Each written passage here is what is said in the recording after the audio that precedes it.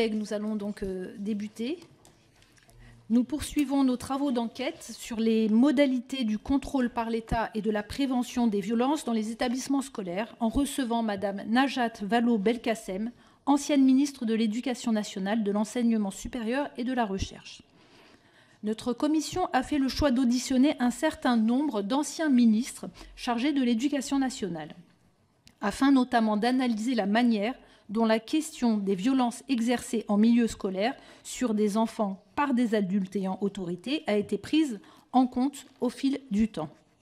Il s'agit pour nous d'identifier les failles en matière de signalement, de prise en charge des victimes, de gestion des auteurs de ces violences, pour mettre fin à ce qui apparaît de plus en plus clairement comme un fléau systémique. À cet égard, votre regard et votre expérience d'ancienne responsable de ce grand ministère nous seront précieux. Je précise que cette réunion est diffusée en direct sur le site de l'Assemblée nationale, puis il sera consultable en vidéo. Elle fera également l'objet d'un compte-rendu écrit qui sera publié. Notre échange prendra la forme de questions et de réponses. Je vous poserai les premières questions, puis je donnerai la parole aux rapporteurs, Violette Spilbou et Paul Vannier, pour vous poser leurs questions. Auparavant, l'article 6 de l'ordonnance du 17 novembre 1958 relative au fonctionnement des assemblées parlementaires impose aux personnes auditionnées, dans le cadre de travaux d'enquête, de prêter serment, de dire la vérité, toute la vérité, rien que la vérité. Je vous demande donc, madame, de lever la main droite, d'allumer votre micro et de dire « je le jure ». Je le jure. Je vous remercie. Je vous poserai donc deux premières questions avant de céder la parole au rapporteur. Lorsque vous étiez ministre de l'Éducation nationale, à quelle occasion et dans quel contexte avez-vous eu à traiter la question des violences commises par des adultes sur des enfants en milieu scolaire? Ma deuxième question: est-ce que vous-même ou les membres de votre cabinet étiez destinataires de remontées d'informations de tels faits? Merci d'abord d'avoir proposé de me recevoir. C'est un sujet auquel je suis extrêmement sensible et je voudrais commencer par dire toute mon émotion et ma solidarité aux victimes de Betaram et des autres établissements privés où la parole s'est récemment libérée. J'ai eu à connaître de faits de violence à l'égard des élèves, évidemment, pendant que j'étais ministre, entre 2014 et 2017. J'ai eu à en connaître de différentes façons. D'abord, il faut savoir que mon cabinet était destinataire des remontées de faits graves qui se passaient dans tous les établissements scolaires et qu'un lien étroit existait entre ce cabinet d'une part et les directeurs de cabinet des recteurs d'autre part, qui alertaient sur les faits, encore une fois, d'ordre assez grave.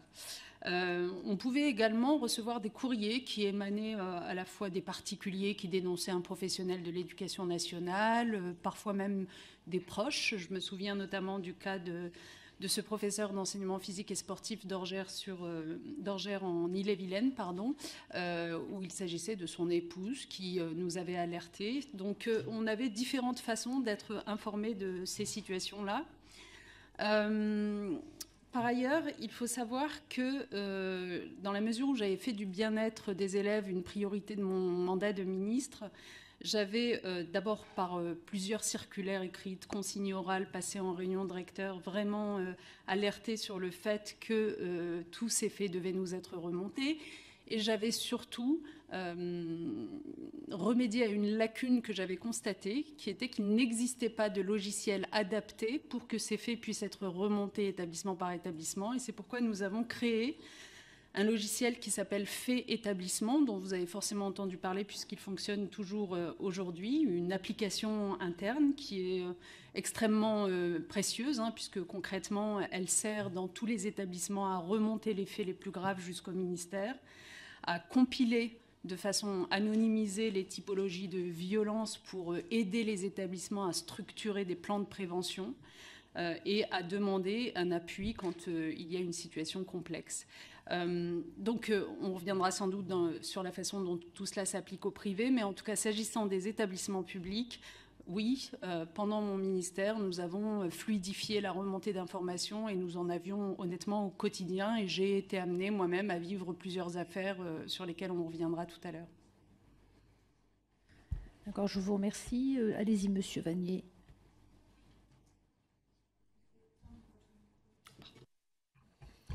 Merci Madame la Présidente, Madame la Ministre, merci pour ces premiers éléments. Vous revenez donc sur la création de cette application Fait Établissement, dont nous avons en effet beaucoup parlé depuis le début des travaux de cette commission d'enquête. La ministre d'État, Madame Borne, a annoncé récemment vouloir élargir le périmètre de cette application aux établissements privés sous contrat, ce qui indique donc que cette application ne les concernait pas jusqu'à aujourd'hui, plutôt jusqu'à l'apparition d'un décret qui est annoncé, mais que pour l'instant qui n'a pas été publié. Pouvez-vous nous expliquer pourquoi, donc, à la création de cette application, elle ne porte que sur les établissements publics? Alors, une précision, l'outil, au moment d'être créé, s'adresse à tous les établissements, publics comme privés. La distinction, c'est que, comme vous le savez, aujourd'hui, ce qui relève de la vie scolaire, c'est l'extension du caractère propre des établissements privés, ne permet pas au pouvoir public d'agir sur ce qu'il se passe exactement sur ce point-là, ce qui est une lacune évidente, et moi je suis pour qu'on change la législation pour qu'on y aille.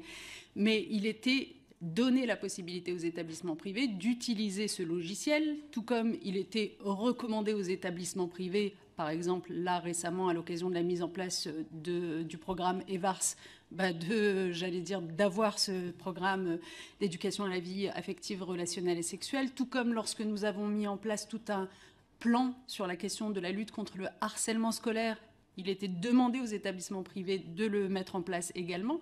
Simplement, tout cela relevant de la vie scolaire et pas du pédagogique à proprement parler, eh bien, les pouvoirs publics n'ont pas la même capacité d'imposer aux établissements privés ce qu'ils imposent dans les établissements publics. Et donc, qu'est-ce qui se passe? Eh bien, souvent, vous allez avoir des établissements privés qui vont préférer mettre en place des dispositifs maison sur chacun de ces exemples que je viens de vous donner, dont il est aujourd'hui avéré, à l'aune de toutes les révélations auxquelles on assiste, que, eh bien, ils ne sont pas propices à la libération de la parole des élèves. Et donc, je pense, en effet, que la ministre actuelle a raison de vouloir aller plus loin sur ce point. Alors, vous indiquez en effet qu'il y a un débat sur la question du périmètre du contrôle et sur la question des temps relatifs à la vie scolaire dans les établissements privés sous contrat. Peut-être que notre commission d'enquête contribue à faire avancer ce débat, puisque devant nous, le secrétaire général à l'enseignement catholique a reconnu la nécessité que les services de l'État disposent des moyens d'intervenir sur le temps de la vie scolaire.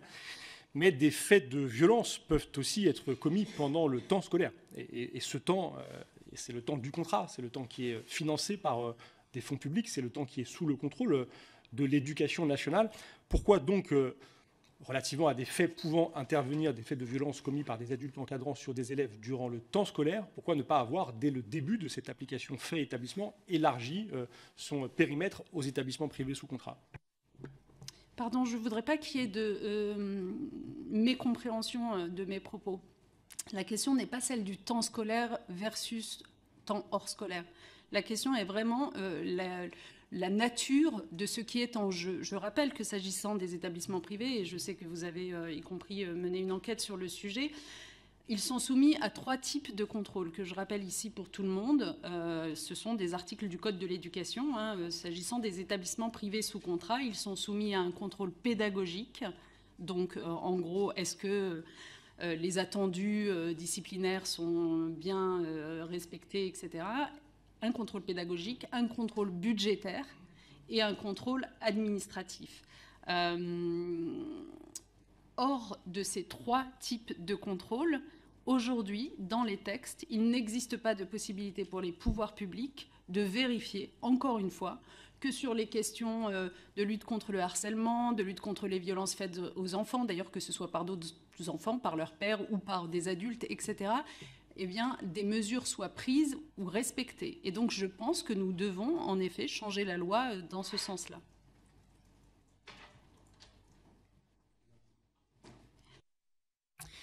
J'entends, mais moi, je n'évoque pas des contrôles ici. J'évoque une application qui vise à centraliser des remontées. Et encore une fois, pourquoi est-ce que les établissements privés sous contrat, pour des faits qui auraient pu être commis sur le temps scolaire, n'étaient pas immédiatement intégrés à ce dispositif au moment où vous le créez? Ils sont immédiatement intégrés à ce dispositif au moment où nous le créons. La question, c'est est-ce qu'ils le mettent en place dans les faits? toutes les réformes que j'ai menées, encore une fois, que ce soit des réformes pédagogiques ou que ce soit des réformes sur la vie scolaire, j'ai évoqué le harcèlement par exemple, sont des réformes qui se sont adressées, y compris aux établissements privés. Même d'ailleurs, tout ce que j'ai mené en matière de mixité sociale. Je me souviens avoir réuni, y compris le SGEC ou d'autres représentants d'établissements sous contrat, pour leur demander de mettre tout cela en place. Mais la question, c'est quelle est notre marge de manœuvre pour le leur imposer. Et donc, indéniablement, elle est limitée. D'ailleurs, ces établissements est bel et bien mis en pratique, utilisés par certains établissements privés sous contrat. Je ne suis pas en train de dire qu'aucun d'eux ne le fait, je dis simplement que certains ne le font pas, préférant des dispositifs maison, et qu'il apparaît que c'est insuffisant.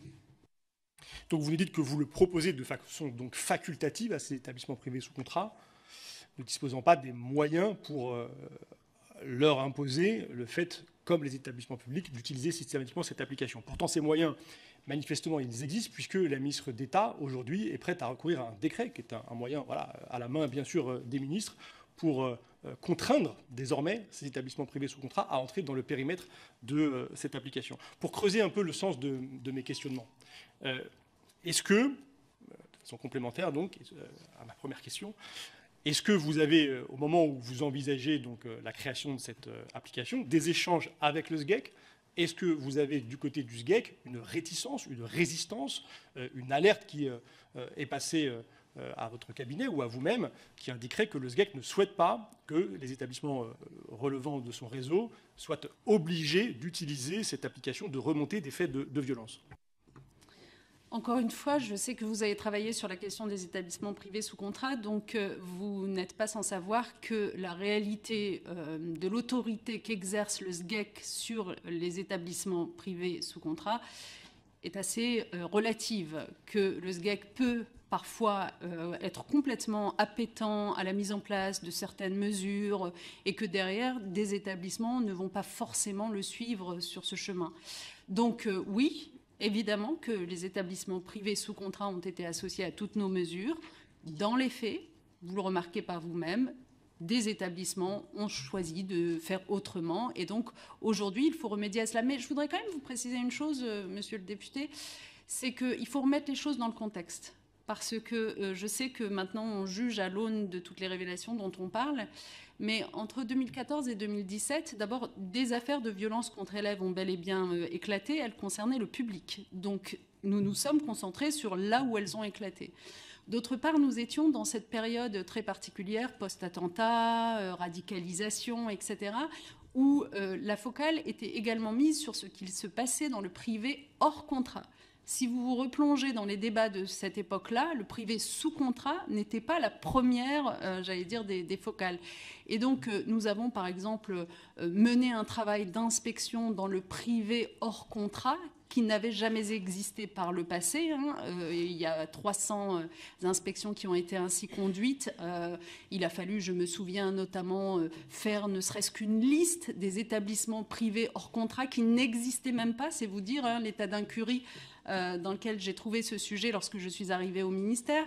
Faire cette liste, créer un corps d'inspecteurs pour aller mener ces inspections, créer un référentiel pour que, sur un plan notamment pédagogique, eh bien, on soit capable de porter un regard sur ce qui se disait là, alors que jusqu'alors, la loi, s'agissant des établissements privés hors contrat, n'indiquait qu'une chose, qu'il fallait que ces derniers respectent la morale, l'hygiène et la salubrité publique, quelque chose comme ça. Rien de plus que cela. Donc oui, je vous parle des années 2014-2017 où la focale, en effet, était sur ce type d'établissement-là et sur le public, où on va peut-être parler de ce qui s'est passé, notamment à Villefontaine. Oui, nous allons le faire. Je veux rappeler que nous ne jugeons rien ici. Nous sommes une commission d'enquête parlementaire. Nous ne sommes pas une instance judiciaire. Et peut-être interroger cette question des pouvoirs du SGEC, parce que c'est vrai que lui revendique ne pas en avoir, mais qu'à certains moments, il intervient avec beaucoup de vigueur. Je pense par exemple à la façon dont il a su faire cesser immédiatement la campagne de vaccination contre le papillomavirus dès lors qu'il considérait qu'elle devait s'interrompre. Et là, il a passé une consigne qui a été manifestement suivie dans tous les établissements relevant de son réseau. Donc le SGEC, quand il le souhaite, il a des pouvoirs d'intervention qui manifestement sont puissants. Mais donc vous n'avez pas vraiment, je crois, ou alors j'ai mal compris votre réponse, répondu à ma question. Est-ce que le SGEC, au moment où vous créez cette application, vous fait part de ses réticences à un caractère obligatoire pour les établissements privés sous contrat à devoir entrer dans le périmètre de l'application fait établissement? C'est vrai que certains établissements l'ont fait de leur plein gré, mais ils sont extrêmement peu nombreux. Donc je vous repose donc cette question et j'en profite pour vous interroger aussi sur vos relations éventuelles avec le SGEC. Nous avons découvert dans le cadre des travaux de notre commission d'enquête parlementaire qu'il existait des dîners mensuels parfois du SGEC entre des ministres, des directeurs de cabinet de ministres de l'Éducation nationale et le SGEC. Est-ce que vous-même, lorsque vous étiez rue de Grenelle, est-ce que vous, votre cabinet, recevait régulièrement le SGEC pour aborder, si oui, quel sujet?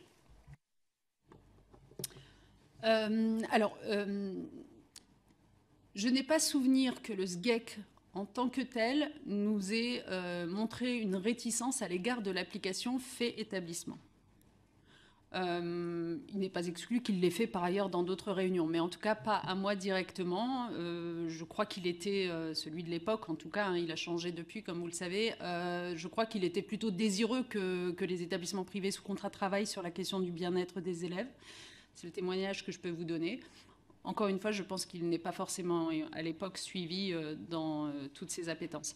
Est-ce qu'il y avait des réunions régulières avec le SGEC? Alors, vous parlez de dîners mensuels, c'est ça? Non, les dîners mensuels, non, ça, enfin, il n'y a pas cette proximité, je dirais même cette promiscuité avec le SGEC à mon époque. Je traitais ce dernier comme tous les interlocuteurs de mon ministère, c'est-à-dire que je les recevais évidemment tous régulièrement. Et les rendez-vous que nous avions étaient destinés à évoquer toutes les réformes qu'on mettait en place. Hein. On en a mis en place un certain nombre à l'époque, vous vous en souvenez, hein, que ce soit les réformes des programmes, la réforme du collège, les questions de mixité sociale, les questions de valeurs de la République. Je me souviens par exemple qu'après les attentats, évidemment, le SGEC avait fait partie, comme tous les autres, des interlocuteurs que j'avais reçus pour réfléchir à la meilleure transmission des valeurs de la République. Mais globalement... ma position à ce moment-là, c'était de dire que l'enseignement privé ne devait pas être considéré comme extérieur aux missions de service public de l'éducation. Et donc, oui, il était traité comme ce qu'il est, c'est-à-dire dépositaire de ses missions de service public de l'éducation par le biais du contrat d'association. En revanche, pas plus que cela. Très bien. Question que je poserai d'ailleurs aux autres anciens ministres de l'Éducation nationale. J'ai interrogé le responsable des affaires juridiques de la ministre sur le cadre juridique qui organisait les relations entre l'État, entre le ministère de l'Éducation nationale et le SGEC, que vous nous dites avoir reçu, c'est bien normal, beaucoup d'interlocuteurs au ministère. Ce sont souvent des organisations représentatives, syndicales par exemple, et le dialogue entre ces organisations et l'État est prévu, est institutionnalisé. Le statut du SGEC interroge à de nombreux égards.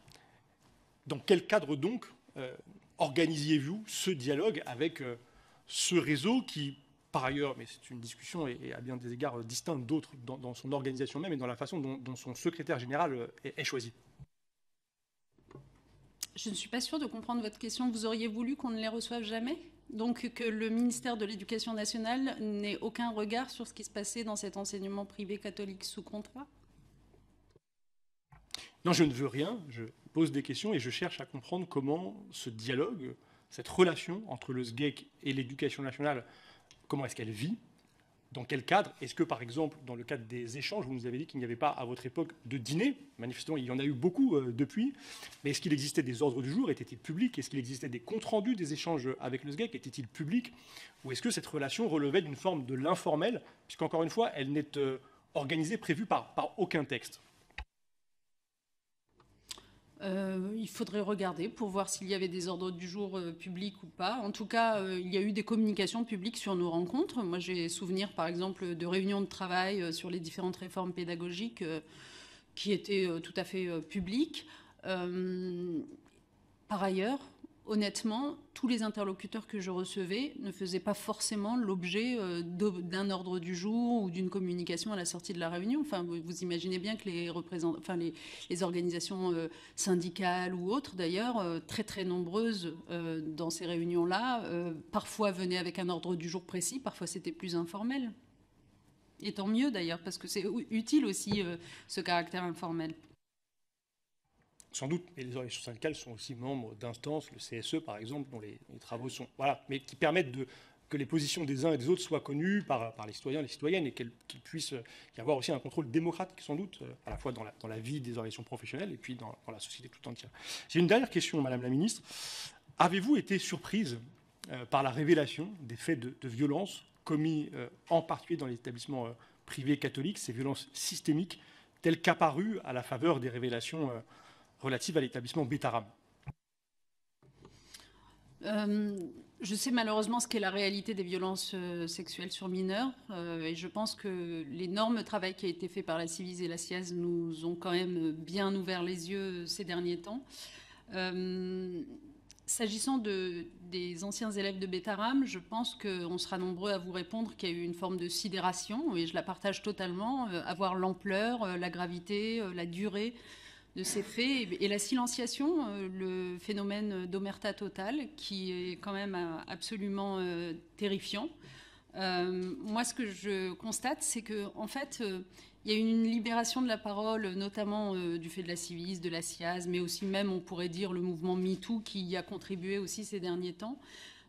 Et c'est une bonne chose, mais je suis frappée de voir à quel point finalement les choses sont fragiles, parce qu'à la fin des années 90 aussi, on avait eu le sentiment qu'il y avait eu une libération de la parole, lorsque à l'époque Ségolène Royal et Elisabeth Guigou lancent leur vaste plan de lutte contre la pédocriminalité.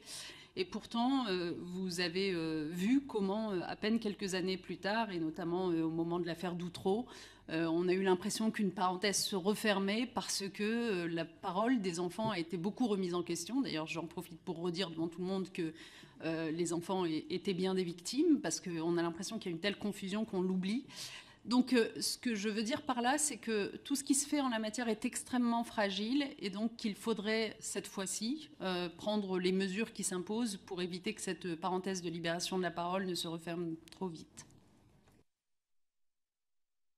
Madame la rapporteure, allez-y.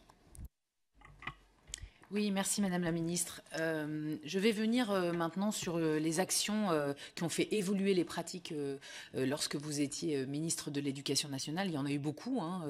Vous nous les rappellerez très certainement. J'ai en mémoire en particulier la circulaire d'avril 2015 qui renforce les contrôles des antécédents judiciaires au sein de l'Éducation nationale, qui est un sujet qui est revenu beaucoup lors de nos contrôles sur place, lors de nos auditions également. L'extrait de casier judiciaire, les vérifications régulières, les suspensions systématiques et les signalements automatiques. Et puis également la création d'un fichier croisé entre le ministère de l'Éducation nationale et celui de la Justice pour qu'il ne puisse plus se reproduire ce qui s'est passé à Villefontaine et qui a été un moment très marquant sur lequel je vous demanderai de revenir peut-être pour nous faire part finalement de quel était l'état de la loi quand vous êtes arrivé et quand vous avez été confronté à ce drame de Villefontaine, à ce manque de connaissances au sein de l'Éducation nationale, de condamnation passée d'un enseignant qui continuait d'enseigner. C'est malheureusement ce qu'on voit encore aujourd'hui dans des délits qui ont été commis et qui nous sont signalés et pour lesquels nous faisons parfois encore aujourd'hui des articles 40. Mais donc, pour revenir sur les actions qui ont été déjà très avancées en 2015-2016, quels ont été vos constats et qu'est-ce qui a guidé en fait l'écriture de la loi de 2016 ? Oui, merci. Ça me permettra d'ailleurs de revenir un instant sur les questions qui m'étaient posées par votre collègue aussi. Je pense qu'il faut bien comprendre une chose, parce qu'on est là en réalité pour essayer d'améliorer les dispositifs. Je pense que en matière de lutte contre les violences faites aux enfants dans les établissements scolaires, il y a deux choses qui importent tout autant l'une que l'autre. La question des contrôles. Et donc, vous avez raison de dire qu'il faut absolument renforcer les contrôles, en l'occurrence sur les établissements privés, puisqu'on le voit, ils ne sont pas suffisants. Mais aussi la question de la culture. pour sortir justement de la silenciation et de l'omerta. Et donc tout ce que je vous disais tout à l'heure sur cette culture de la libération de la parole, de l'éducation à la vie affective, relationnelle et sexuelle, etc., est quelque chose d'éminemment important sur lequel il faut agir. J'en reviens maintenant, Madame la députée, à votre question. En fait, je vais vous peut-être remémorer un peu ce qui se passe lorsque on est en 2015 et que soudain apparaît cette affaire absolument terrifiante, là encore, d'un enseignant dans une école dans la banlieue grenobloise dont on découvre qu'il avait agressé sexuellement une soixantaine d'enfants. Mais surtout dont on découvre très rapidement que cet homme avait été condamné pour détention d'images pédopornographiques en 2008, donc plusieurs années auparavant, sans que l'Éducation nationale n'ait eu connaissance de cette condamnation. Et c'est ça ce qui est extrêmement grave à ce moment-là. Et d'ailleurs, je rappelle pour tout le monde que par la suite, l'État sera, lui, condamné par le tribunal administratif de Grenoble pour non-transmission au rectorat de la condamnation par le parquet en question, qui est considérée comme une faute commise par les services de l'État. Bref, pour vous redonner cette chronologie-là, donc le 23 mars 2015, nous sommes, mon cabinet, informés de cette affaire dite Villefontaine. Je réagis immédiatement. Le lendemain, le 24 mars 2015, je organise une conférence de presse pour faire toute la transparence sur le sujet. Et je suspends immédiatement l'enseignant en question. J'organise également l'accompagnement des enfants et de leurs familles à travers une cellule médico-psychologique sur place. Je déclenche une enquête administrative avec ma collègue en charge de la justice. Et donc nos deux inspections respectives vont travailler ensemble et publier un rapport intermédiaire en date du 4 mai 2015.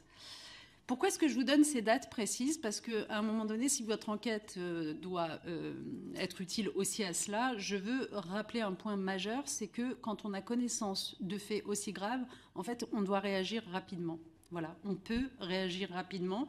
Les ministres ont bel et bien des leviers pour agir et agir vite. Et je ne vous cache pas que j'ai été étonnée du temps de latence entre les premières révélations s'agissant de Betaram en 2023 et l'inspection diligentée aujourd'hui par le ministère de l'Éducation nationale sur cet établissement en mars 2024.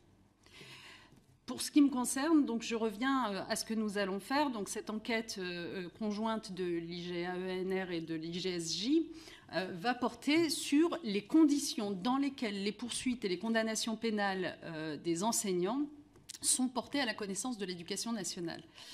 Et l'objectif pour nous, c'était vraiment de déterminer le caractère ponctuel de cette faille ou alors au contraire le caractère systémique de la non-transmission d'informations entre le parquet et le ministère de l'Éducation. Et ce, 3 petits points, j'insiste, malgré les circulaires existantes, car des circulaires par le passé pour dire le parquet doit transmettre, elles avaient existé.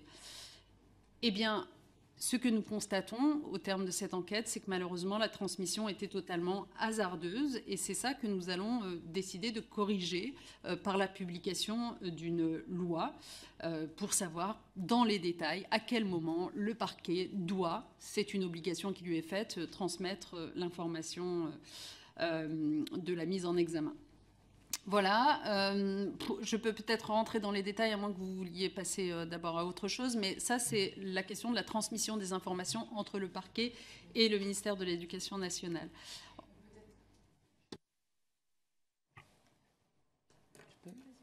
Peut-être la transmission hasardeuse que vous aviez constatée dans l'affaire de Villefontaine. Dans le texte de loi, il est précisé que le ministère public doit informer par écrit le ministère de l'Éducation nationale.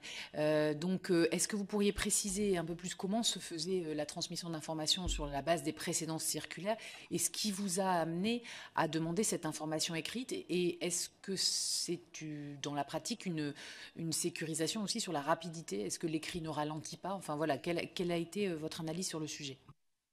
Oui, bien sûr. Je pense qu'il faut bien avoir en tête, s'agissant de cette loi-là précisément, hein, donc, qui impose la transmission de l'information, que tout le débat parlementaire de l'époque, et que vous pouvez retrouver naturellement, va tourner autour de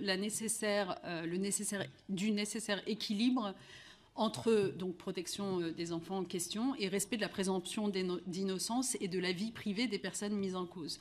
Donc en fait, toute la question, c'est de savoir quel garde-fou, en quelque sorte, entoure l'obligation désormais faite au parquet à un stade assez précoce de la procédure pénale de transmettre cette information. Donc, en fait, ce que nous allons finir par établir, y compris avec le débat parlementaire qui va enrichir le texte, c'est d'une part que dans la mesure où cette transmission d'informations se fait avant la condamnation, il faut qu'elle soit entourée des garanties suivantes. La soumission de la transmission à l'appréciation de l'autorité judiciaire, la limitation des infractions pouvant y donner lieu, l'utilisation d'un support écrit, en effet, Madame la députée, parce que c'est plus sécurisé qu'une simple communication orale, la confidentialité de la communication, l'information de la personne concernée sur la mise en œuvre de cette transmission d'informations, l'information de l'autorité destinataire sur l'issue définitive de la procédure et l'effacement de l'information lorsque la procédure s'est finalement terminée par une décision de non-culpabilité.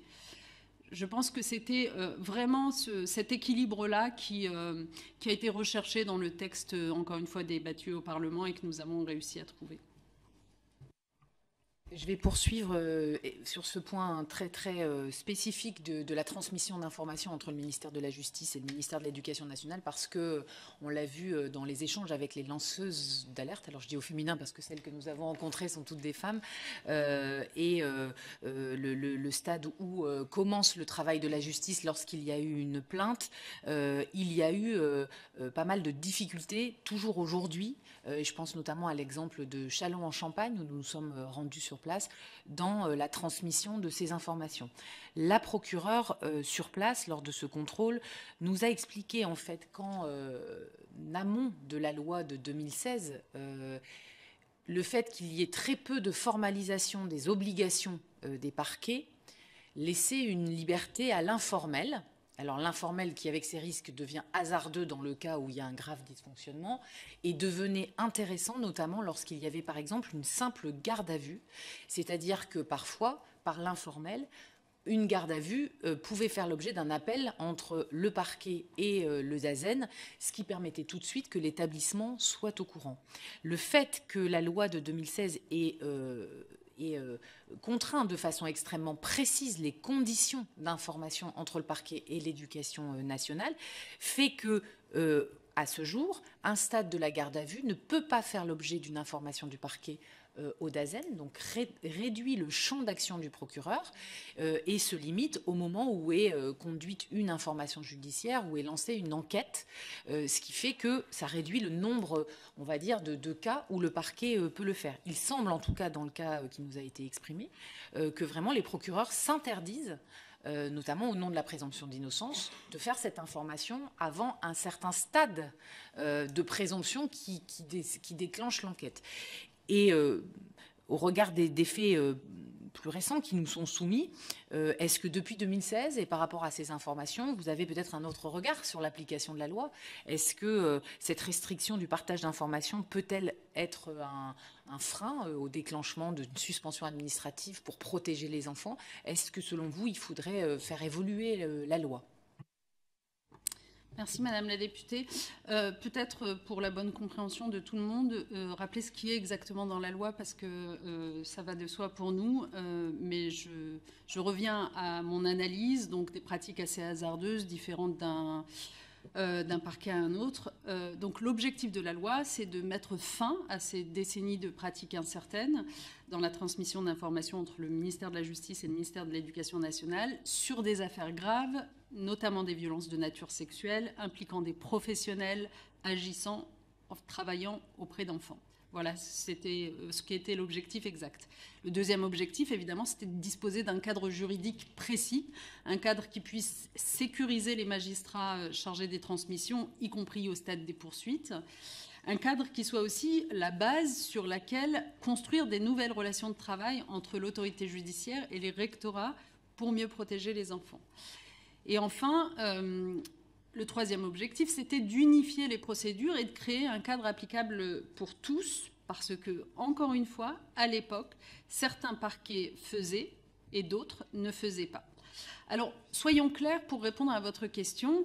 Avant la loi de 2016, telle que je viens de la décrire, l'absence de cadre légal pouvait peut-être faire dire à certains qu'ils pouvaient prendre des initiatives, mais la réalité de ce que nous avons entendu à l'époque, c'était que le défaut de cadre légal bridait le plus souvent les magistrats en question, et que, par peur d'être mis en cause, les parquets se dispensaient d'informer. Et donc, il fallait cette loi pour que les choses cessent d'être floues. La loi, je trouve, a posé un cadre, et encore une fois, l'équilibre qui était très compliqué à trouver. Je refais un petit pas en arrière chronologique, mais vous savez, les circulaires de la fin des années 90, Ségolène Royal, Elisabeth Guigou, etc., ont été contestées au moment de l'affaire Outreau, précisément parce qu'il était considéré par certains que l'équilibre entre présomption d'innocence et protection de l'enfance n'était pas assez respecté. Donc, nous, lorsque nous adoptons cette loi, nous faisons extrêmement attention à cet équilibre-là. Et donc, entre information et respect de la présomption d'innocence, cet équilibre, il a été âprement discuté au Parlement. Et la loi, il me semble, est plutôt bienvenue sur ce point. Alors, néanmoins, je suis tout à fait à l'écoute. On peut tout à fait faire évoluer la loi si ça ressort comme une nécessité de vos consultations. Mais je pense qu'il faut vraiment conserver l'idée d'un cadre clair, unifié, précis, connu de tous, pour avoir une application uniforme, si ce n'est homogène, sur tout le territoire. Parce qu'en fait, c'est ça le sujet.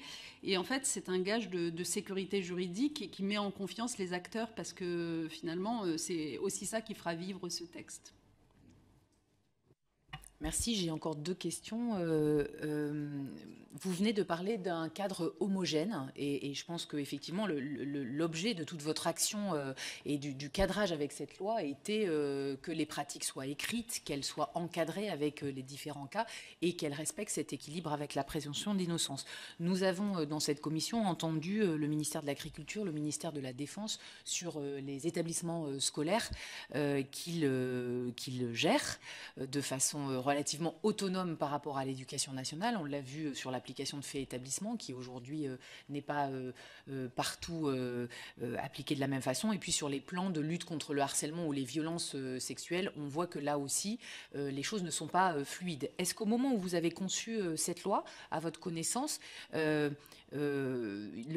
l'application de cette obligation d'information parquet s'est étendue aussi, où une réflexion a été faite sur ces lycées, collèges du domaine du ministère de l'Agriculture et de la Défense. Et j'irai même plus loin sur le sujet du périscolaire, parce que commence à poindre, même si ce n'est pas dans le périmètre de notre commission d'enquête, des signalements dans le cadre périscolaire géré par les collectivités territoriales et par les maires, avec le sujet du recrutement des personnels, le sujet de l'obligation d'information du chef d'établissement, etc. Donc, quand on parle d'homogénéisation, au-delà du sujet éducation nationale, est-ce que le périphérique, entre guillemets, périscolaire et autres ministères a été concerné ou est-ce que c'est compliqué ?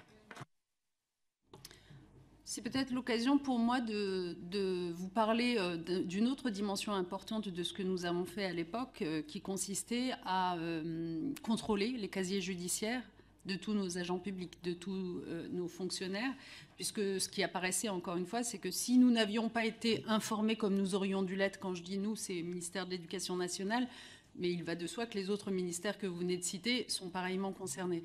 Si nous n'avions pas été informés des condamnations portant sur nos agents les années précédentes, eh bien, vous imaginez la suspicion qui pesait alors sur, j'allais dire, quasiment potentiellement tout le personnel enseignant et non enseignant dans nos établissements. Il fallait absolument faire la clarté sur cela. Et donc, nous avons procédé à quelque chose qui était complètement inédit à l'époque. Il faut se rendre compte, je crois, de quoi on parle, à savoir la vérification des antécédents judiciaires de tous nos personnels, non seulement pour l'avenir, donc dans une logique de flux, mais aussi sur le passé, donc dans une logique de stock. c'est inédit dans le sens où jusqu'à présent, il n'y avait qu'un moment où les casiers B2 des personnels enseignants étaient contrôlés, c'était au moment de l'entrée dans le métier.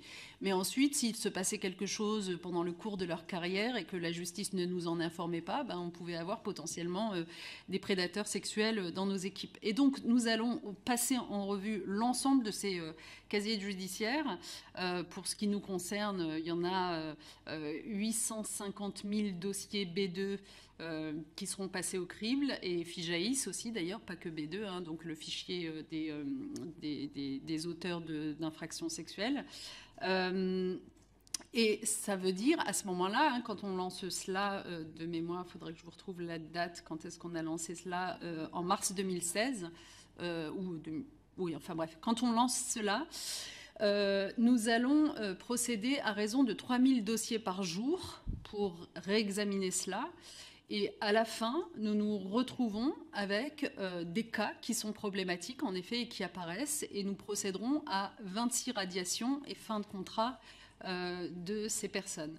Je tiens d'ailleurs à préciser, pour revenir aux interrogations du début de notre conversation, que les enseignants du privé, naturellement, étaient concernés également par ce travail de vérification des casiers judiciaires. Pourquoi est-ce que je vous parle de tout cela? Parce que pour répondre à votre question, eh bien, oui, cette possible... Oui, pardon. Juste une précision. Actuellement, c'est fait tous les combien d'années la vérification régulière du stock? Alors, c'est une très bonne question parce que moi, je peux vous répondre sur ce que j'ai fait jusqu'en 2017, jusqu'au mois de mai 2017. Donc, c'est ce que je vous ai indiqué là. Mais par contre, ce qui a été fait par la suite, je n'en sais pas grand-chose, pour être honnête.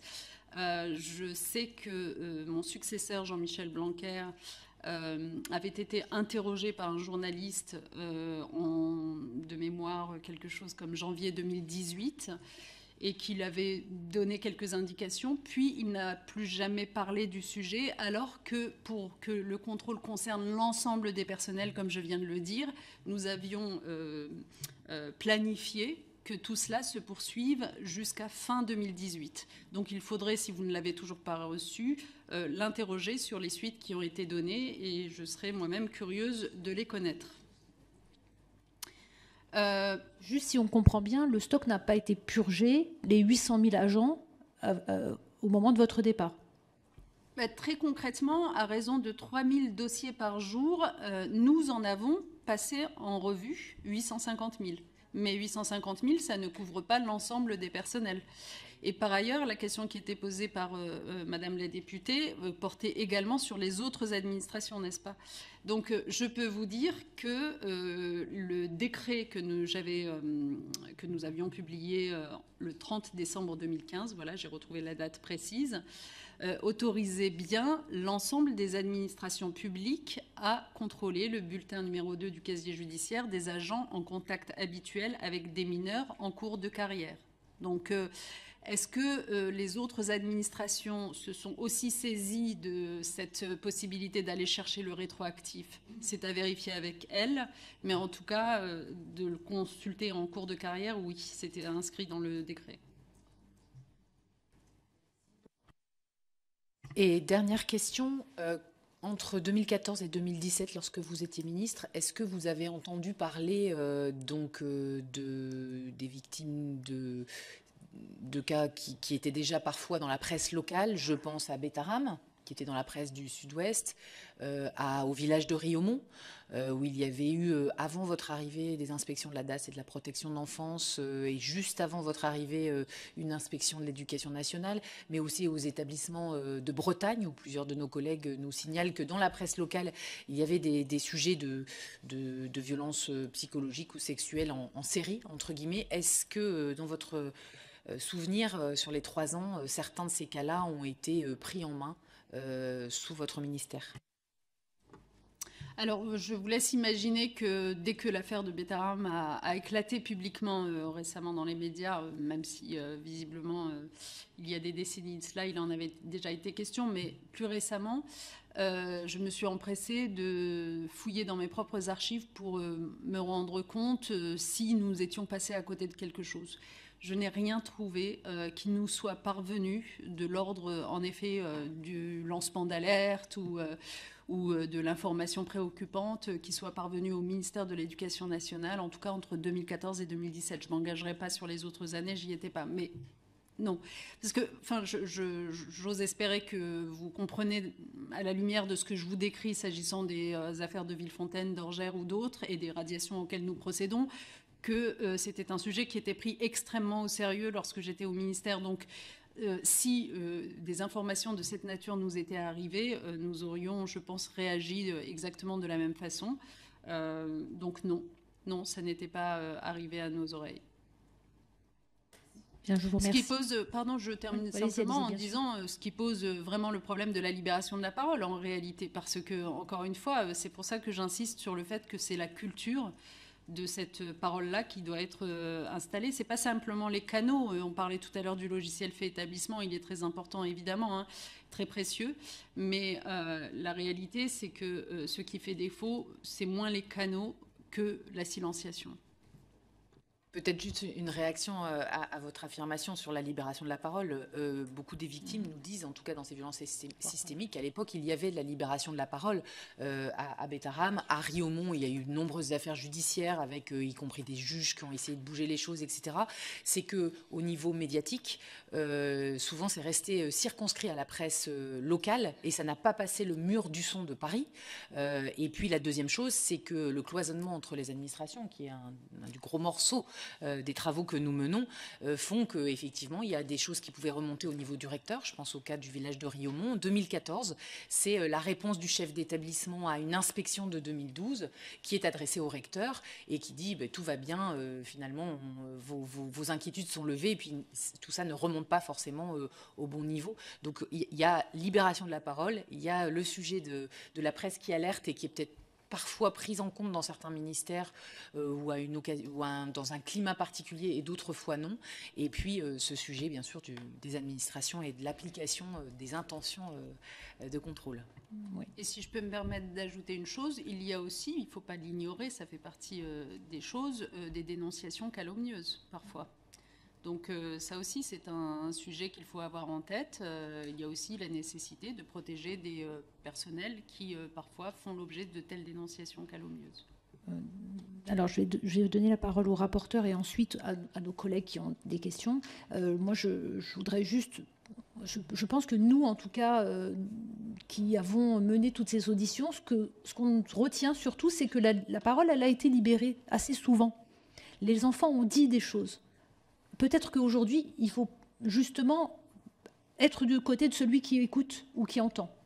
Et la libération de la parole, oui, mais des gens qui arrivent à entendre ce qu'on dit, à comprendre, à aussi comprendre des phénomènes physiologiques. Hein, quand un enfant rentre chez lui et qu'il ne va pas bien, et qu'il se plaint et qu'il dit « je ne veux pas retourner à l'école, je préfère me suicider que de retourner à l'école », il y a des parents qui ont fait semblant de ne pas comprendre et qui ont renvoyé le lendemain les enfants à l'école sans aucune question. Beaucoup à Betaram, beaucoup dans les victimes d'un système. Donc oui, la libération de la parole, mais aussi peut-être apprendre à entendre, apprendre à écouter, apprendre à décrypter. Et ça, c'est un sujet qui est encore délicat aujourd'hui. Allez-y, Monsieur Vanier. Pour poursuivre, Madame la Présidente, le contrôle peut être l'occasion de recueillir une parole. Et vous nous avez très bien expliqué comment, au moment où vous êtes au ministère, vous avez le souci du contrôle des établissements hors contrat.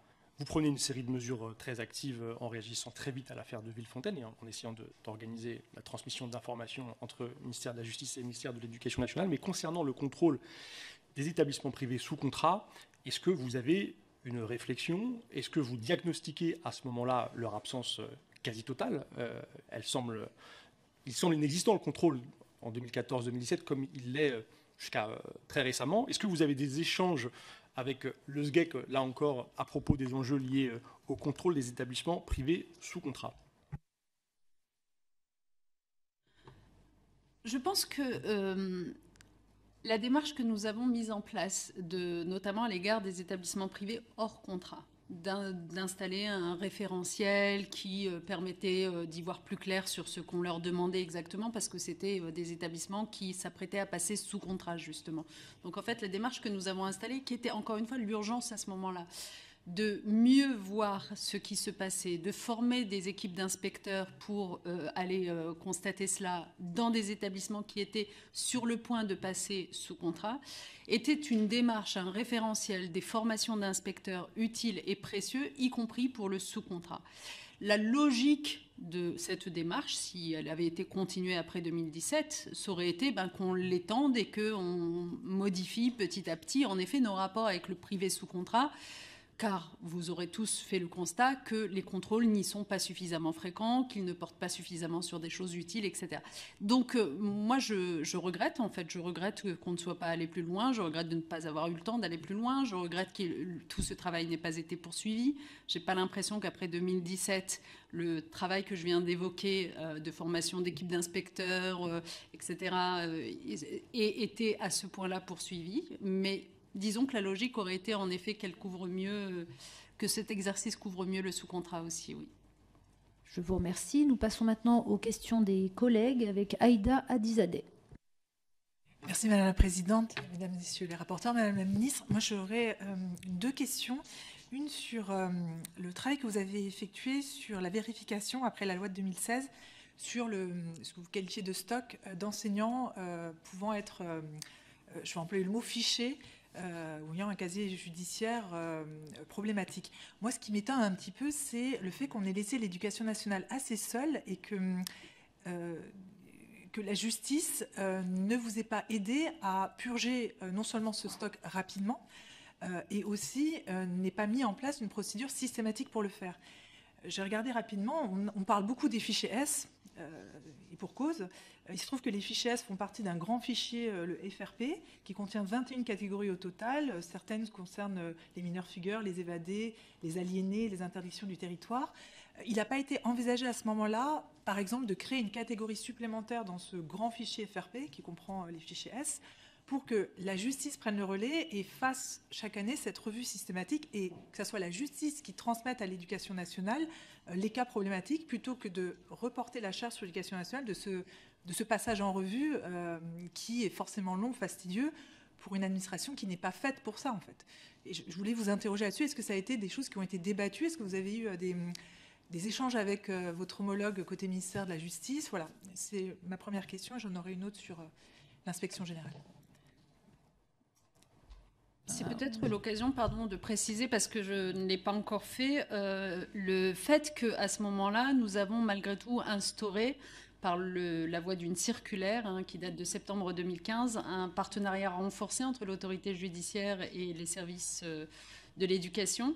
Très concrètement, nous allons demander au recteur de nommer dans chaque académie un référent justice, qui sera l'interlocuteur identifié de chaque parquet, qui sera formé et notamment soumis au secret professionnel.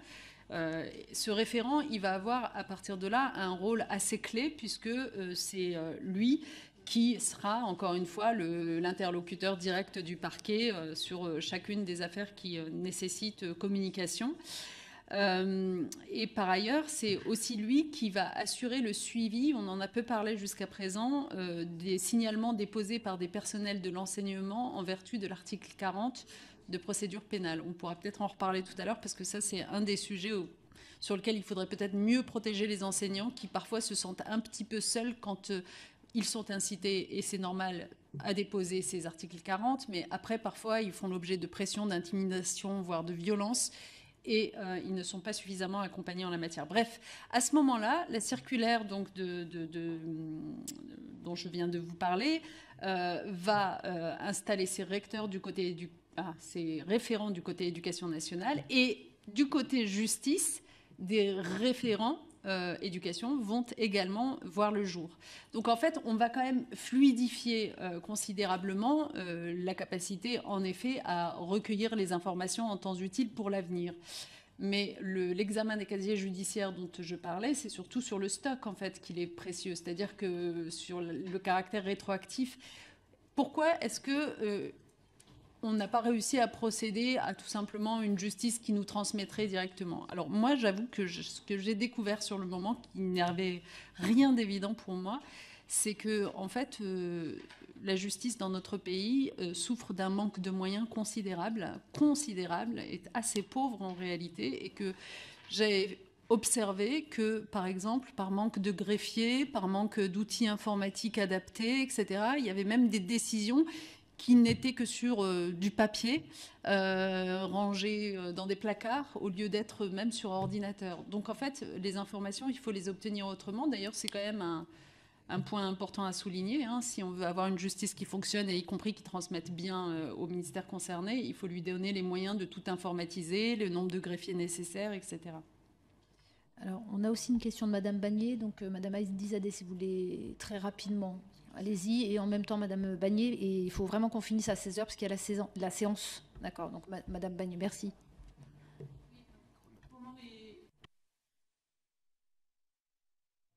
Pendant les auditions de l'enseignement privé sous contrat, a été évoquée la possibilité que pendant quelques années, il y ait pu avoir des méthodes de simplement déplacement des personnels, mutation obligatoire. Est-ce que l'Éducation nationale aurait pu pratiquer ce genre de dossier? Je le dis d'expérience, puisque je viens de l'Éducation nationale, et j'avais une collègue directrice d'école. Elle était dans un autre département. Je ne connaissais pas la situation, mais directrice d'école, elle m'avait confié qu'elle avait un cas problématique dans son école, quelqu'un qui venait d'être muté, et elle était très inquiète par rapport à cette personne qui, visiblement, avait un dossier lourd et arrivait là par mutation obligatoire. Les analyses que nous avions faites de ce qui se passait finalement avant 2014, puisque moi j'ai pris mes fonctions en 2014, c'est que l'éducation nationale, lorsqu'il lui est arrivé d'avoir affaire à un personnel, alors non pas qui aurait commis des violences sexuelles, on ne parle pas de cela, mais qui auraient été des histoires de gifles, des choses comme ça, agressifs évidemment, et c'est totalement condamnable, sans aller jusqu'à une condamnation pénale, vous voyez. Il était possible, en effet, je l'ai constaté dans les affaires passées, qu'on le mute non pas pour le mettre dans un autre étabbissement, je ne suis pas en train de dire que ça n'est jamais arrivé, je ne peux pas m'engager sur ce qui a été fait avant, mais en tout cas, pour le mettre en administration et pas devant élèves, ça, ce sont des choses que j'ai vues. Pour le reste, non, il ne nous serait pas venu à l'esprit, en tout cas à partir du moment où nous avons lancé toutes les démarches que je viens d'évoquer, de simplement déplacer un enseignant. Lorsque il y avait des condamnations avérées, ils étaient tout simplement radiés. Merci Madame la Ministre. Je pense que nous avons terminé cette audition. Donc nous vous remercions d'être venus jusqu'à nous et d'avoir répondu. Bien sûr, allez-y.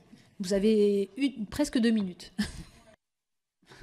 Pardon, je me permets juste de prendre les 2 minutes ou même peut-être 1 minute pour tout de même ajouter quelques éléments de réflexion. Je pense que vous avez peut-être vu cette interview d'Éric de Barbieux, qui est un spécialiste des questions de violence faites aux élèves. Moi, qui m'a frappée parce qu'il indiquait qu'entre une enquête qu'il avait conduite en 2012 et une autre conduite récemment, les chiffres de la victimation chez les professionnels de l'éducation nationale s'étaient aggravés.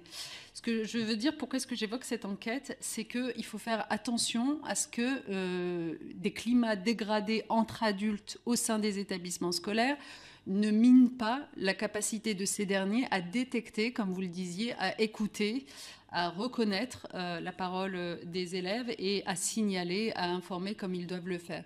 Et donc moi j'insiste aussi sur la nécessité que les personnels de l'éducation nationale soient bien traités pour se sentir bien dans leur mission, parce que lorsqu'ils sont en souffrance, si vous voulez, c'est quand même un peu plus compliqué d'être en mesure de voir les signaux. Voilà, donc je veux dire cela. Être bien, c'est aussi être formé sur toutes ces questions-là. On ne peut pas simplement attendre des personnels de l'éducation nationale. Là, on ne parle pas de ceux qui commettent des crimes, etc. On parle de ceux qui entourent, qui voient, qui ont des signaux et à qui on dit il faut informer, il faut transmettre, il faut signaler. On ne peut pas attendre d'eux qu'ils fassent tout cela sans leur donner, y compris une formation. Je ne dis pas simplement une information par biais d'affichage ou de circulaire, une formation sur ces sujets-là.